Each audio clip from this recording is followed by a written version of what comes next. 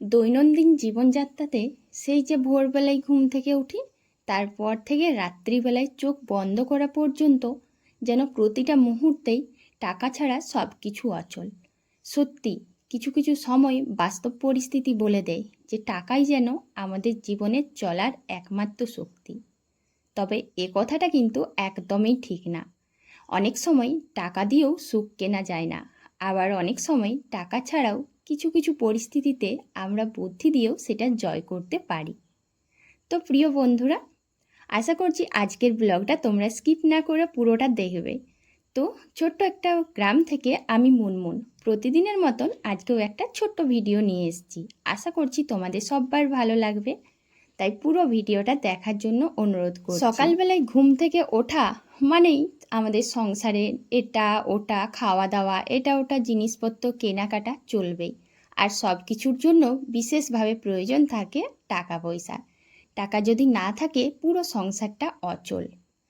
আর এই টাকা ছাড়া সত্যি দুনিয়াতে কেউ কারণ নেই, এটা আমাদের অসময়ে কিন্তু সবাই বুঝিয়ে দেয়।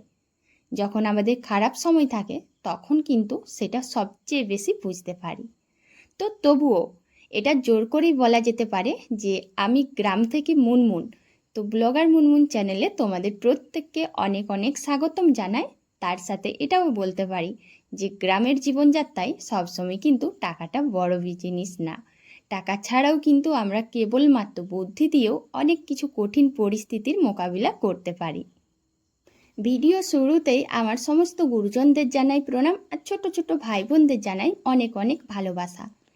আমি সবসময় এটা মনে করি যে বড়দের আশীর্বাদ আর ছোট ছোট ভাই বোনদের সাপোর্ট ছাড়া কখনোই এগিয়ে যাওয়া সম্ভব না। যেহেতু আমি গ্রামে থাকি, হয়তো গুছিয়ে পরিপাটি করে না পারি কথা বলতে, না পারি ভিডিও করতে, তবুও তোমরা সদা সর্বদা পাশে আছো, থেকেছো, আর সুন্দর সুন্দর কমেন্ট করো। এটাই আমার কাছে কিন্তু এগিয়ে যাওয়ার একমাত্র মূল মন্ত্র। এই যে গ্রামে থাকি বলে হয়তো প্রতিটা পদক্ষেপে আমাদেরকে টাকা পয়সার মুখোমুখি হতে হয়, মানে এমনও কিছু পরিস্থিতির মুখোমুখি হতে হয় যেখানে হয়তো টাকা ছাড়া জীবনটা অচল, এটাই মনে হয়। কিন্তু তারপরও জানো তো, শহরের মানুষদের থেকে আমাদের যারা গ্রামে থাকি তারা অনেকটাই কিন্তু নিশ্চিন্তে আর সুখী জীবন কাটাতে পারি। সবসময় এই টাকা টাকা টাকা বা এই টাকার পিছনে ছুটা দৌড়া এই ব্যাপারগুলো থাকে না। মাঝে মাঝে যেন আমরা শ্বাস ফেলতে পারি খুব নিশ্চিন্তভাবে, কারণ আমাদের প্রয়োজনটা থাকে খুবই অল্প। আর যেখানে থাকে অল্প প্রয়োজন সেখানে কিন্তু টাকার চাহিদাটাও থাকে খুবই অল্প। তো আজকে যারা নতুন বন্ধুরা আমার ভিডিওতে এসেছো আর পুরানো বন্ধুরা সবাইকেই বলছি পুরো ভিডিওটা দেখো, কেউ স্কিপ করো না। আশা করছি আজকেরও ভিডিওটা তোমাদের ভালো লাগবে। তো কয়েকদিন ধরে আমি ঠিকঠাক ভিডিও দিতে পারছিলাম না, আর জানি না গো যে এই সোশ্যাল মিডিয়াতে কিভাবে কতটা আমি এগিয়ে যেতে পারবো। তবুও চেষ্টা করি সব সময় যে এত বাধা বিপত্তি পেরিয়ে তোমাদের জন্য একটা করে ভিডিও নিয়ে আসি। তো দেখো সকাল সকাল জামা কাপড়গুলো কেচে না মিলে দিয়েছি। আর এখন অবশ্য গরমকালের দিন জামা কাপড় সব শুকনো হয়ে যায়, সেটা একটা নিশ্চিন্ত। কিন্তু এই যে বর্ষাকাল আসছে, এখন হচ্ছে সমস্যা। যখন বৃষ্টি আসবে তখন দেখবে দৌড়ে যেয়ে জামা কাপড় তুলতে তুলতে সব গেল ভিজে। একটু আগে তোমাদের সাথে বলছিলাম না যে সব সময় কিন্তু টাকা পয়সা দিয়ে সব সমাধান করা যায় না। অনেক সময় টাকা ছাড়াও একটুখানি বুদ্ধি খাটিয়েও সমাধান করা যায় পরিস্থিতিগুলো। তো দেখো, এখন যেহেতু বর্ষাকালের দিন আর সব জলেই কিন্তু টুকটাক নোংরা থাকে। তো জানি না কেন এতদিন কিন্তু এই বুদ্ধিটা করিনি। হ্যাঁ, বর্ষাকাল এলেই এটা আমি করে থাকি। আমাদের এই গ্রামটা এতটাই সুন্দর যে এখানে জলেও সেইভাবে নোংরা থাকে না। কিন্তু বর্ষাকালের দিনে জলে নোংরা থাকাটা খুবই স্বাভাবিক। আর যাতে আমাদের শরীর ও স্বাস্থ্য ভালো থাকে আর জল খেয়ে কোনো সমস্যা না হয়, সংসারের মানুষগুলো যাতে ভালো থাকতে পারে, তার জন্য একটু বুদ্ধি খাটালাম। হয়তো শহরের দিকে প্রত্যেকটা মানুষের বাড়িতেই সুন্দরভাবে স্বচ্ছ জল খাওয়ার জন্য ব্যবস্থা থাকে, মানে অ্যাকোয়াগার্ড থাকে বা এটা ওটা অনেক কিছু, যেগুলো আমার জানা না জানার মধ্যেই ধরে নিতে পারো। কিন্তু আমি এটাই একটা ব্যবস্থা করলাম যে না, এই জলটাতে যদি কিছু থাকে, যেহেতু একটুখানি বৃষ্টি পড়ছে, বর্ষাকাল শুরু হয়েছে, আর তার জন্য দেখো সামনেটাতে একটা ছোট্ট কাপড় টুকরো বেঁধে দিয়েছি। এতে করে কি হয় বলো তো বন্ধুরা, যত নোংরা থাকবে সব কাপড়েই আটকে থাকবে। হ্যাঁ, হয়তো মেশিনগুলোর মতো খুব স্বচ্ছ জলটা যে হবে তা না, কিন্তু যতটুকু মনে হয় যে না, এই জল খেলে কোনো সমস্যা থাকবে না। আর আমাদের এই গ্রামটা না বেলে মাটির, সেই জন্য জলের মধ্যেও খুব একটা বেশি নোংরা থাকে না। খুব একটা না, একদমই থাকে না। খুবই জলটা ভালো আর খুবই কিন্তু স্বাদ পাওয়া যায়। মানে কিছু কিছু জায়গার জল আছে যেমন একটু কেমন নোনতা টাইপের, কোনোটা আয়রন, এখানের জলটা সেরকম না। তো ছোট্ট একটা বুদ্ধি খাটালাম, হয়তো পরিস্থিতিটা ঠিকঠাক করতে পারলাম না, কিন্তু আপাততর জন্য অনেক টাকা খরচা না করেও একটুখানি বুদ্ধি খাটিয়ে নোংরা জলটা পরিষ্কার করতে পেরেছি। তো প্রিয় বন্ধুরা, তোমরা আবার এটা অন্যভাবে নিও না যে হ্যাঁ, একটা মেশিনের জল আর একটা এখানের জল একটা কাপড় বেঁধে কি কখনো ঠিক করা যায়? কিন্তু হ্যাঁ গো, আমাদের জন্য এটাই ঠিকঠাক আছে। আর এটা না যথেষ্ট ভালো জলটা। তো কয়েকদিন ধরে আমার কয়েকটা প্রিয় বন্ধুরা আমাদের গ্রাম নিয়ে অনেক সুন্দর সুন্দর কমেন্ট করেছিলে। সেই সমস্ত বন্ধুদের জন্য অনেক অনেক ধন্যবাদ গো, আমার গ্রামটাকে এত ভালোবাসার জন্য আর আমার বাড়ির পরিবেশটাকে এত সুন্দর ভালোবাসা দেওয়ার জন্য।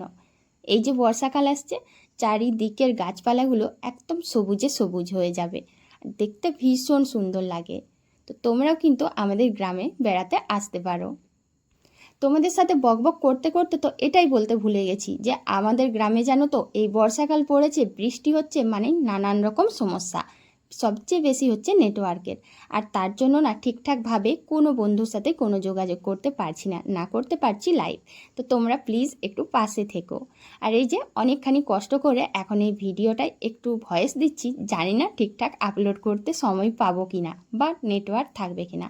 তো দেখো, জলটা ভালো করে একটু ধরেই নিলাম আর মনটা শান্তি লাগলো যে হ্যাঁ, কাপড়টাতে ছেঁকে নিয়েছি জলটা।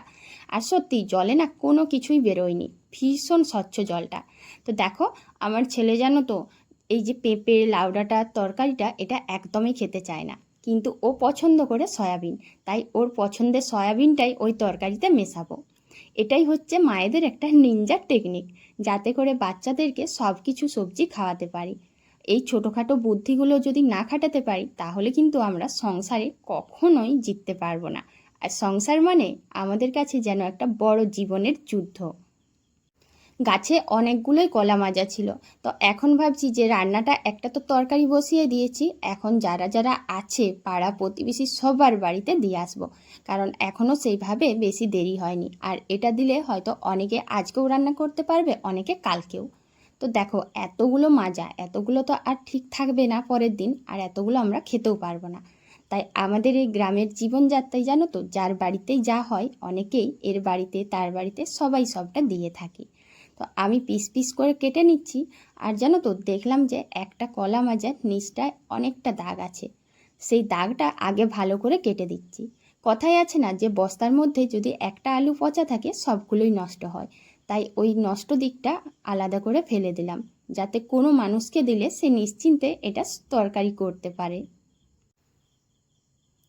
অনেকগুলোই কলা মাজা পিস পিস করে কাটছি আর একটুখানি দেখে নিচ্ছি দাগ আছে কিনা। দাগ থাকলে এই জিনিসগুলো একদমই ভালো হবে না, মানে তরকারিটা আমরা কেটে করে করব যখন, তখন সেদ্ধ হবে না। আর সেদ্ধ না হওয়া মানে সেটার পেছনে এত কষ্ট করে কাটা, সবজিটা সেদ্ধ করা সব বেকার যাবে। যাতে কোনো কিছুই পরিশ্রম বেকার না যায়, তার জন্য একটুখানি দেখে দেখে কেটে নিচ্ছি। আর আমার কিন্তু এতে চোখ বন্ধ করে যে কোনো মানুষকে দিতেও অনেকটাই সুবিধা হবে। তো সংসারের কাজ গুছিয়ে সারাদিন পরে রান্নাটাও বসিয়ে দিয়েছি। তবে তোমাদের সাথে সব কিছু আর শেয়ার করলাম না। আর তোমরা বন্ধুরা সবাই কে কোথা থেকে ভিডিওটা দেখছো একটুখানি কমেন্ট করে জানাবে। তো জানো তো, এইভাবেই ছোটোখাটো বুদ্ধি খাটিয়ে আমরা হাজার হাজার টাকা খরচ না করেও সেই সময়ের পরিস্থিতিগুলো সামলাতে হরবড় হতে থাকি।